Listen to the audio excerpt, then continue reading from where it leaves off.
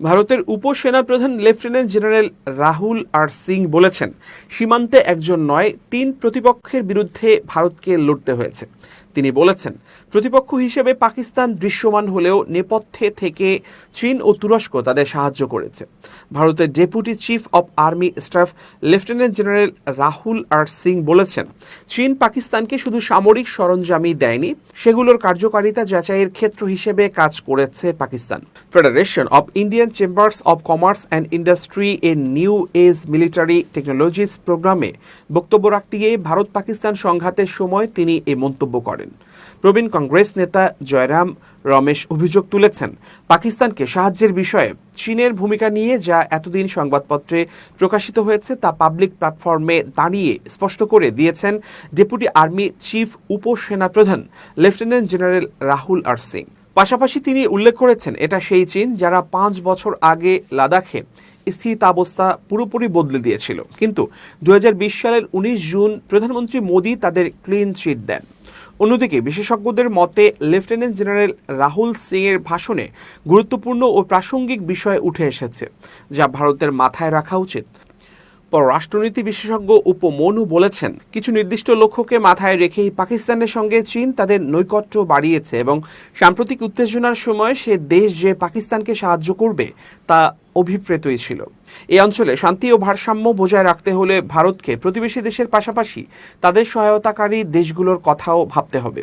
অন্যদিকে সামরিক সরঞ্জামের সরবরাহের বিষয়ে যে মন্তব্য করেছেন লেফটেন্যান্ট জেনারেল সিং, তার দ্রুতই সমাধান প্রয়োজন বলেই মনে করছেন সামরিক বিশেষজ্ঞরা। অবসরপ্রাপ্ত উইং কমান্ডার এবং সুরক্ষা বিশেষজ্ঞ প্রফুল্ল বক্সি বলেছেন, সামরিক সরঞ্জামের সাপ্লাই চেইন সম্পর্কে যে তথ্য প্রকাশ পেয়েছে, সেনা কর্মকর্তাদের অনেকেই সে বিষয়ে আগেও বলে এসেছেন।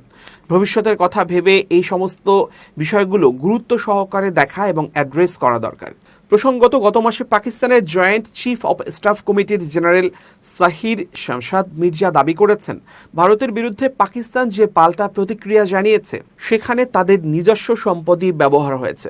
Federation of Indian Chambers of Commerce and industry এর তরফে আয়োজিত অনুষ্ঠানে শুক্রবার ভারতের উপসেনাপ্রধান রাহুল আর সিং বলেছেন, অপারেশন সিন্ধুর থেকে যা কিছু শেখার থাকতে পারে সে বিষয়ে বলা দরকার বলে আমি মনে করি।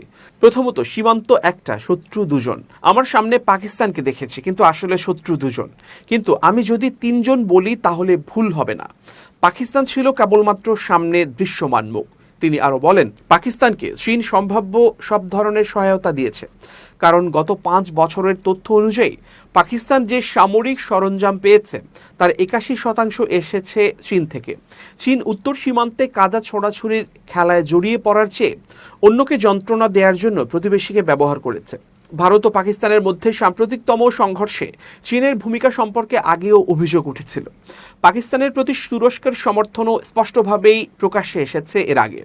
Lieutenant general Rahul R Singh এর কথায়, চীন একটি বিষয়ে বুঝতে পেরেছে যে এখানে তাদের তৈরি অস্ত্রগুলোকে বিভিন্ন সিস্টেমের বিরুদ্ধে যাচাই করে দেখতে পারবে, তাই এটা তাদের কাছে এক ধরনের পরীক্ষাগারের মতো ছিল। এর বাইরে তুরস্কও একটা গুরুত্বপূর্ণ ভূমিকা পালন করেছে, যা পাকিস্তানকে সাহায্য করেছে। আমরা দেখেছি যে সংঘর্ষের সময় অনেক ধরনের ড্রোন ছিল, সঙ্গে প্রশিক্ষণপ্রাপ্ত ব্যক্তিও ছিল।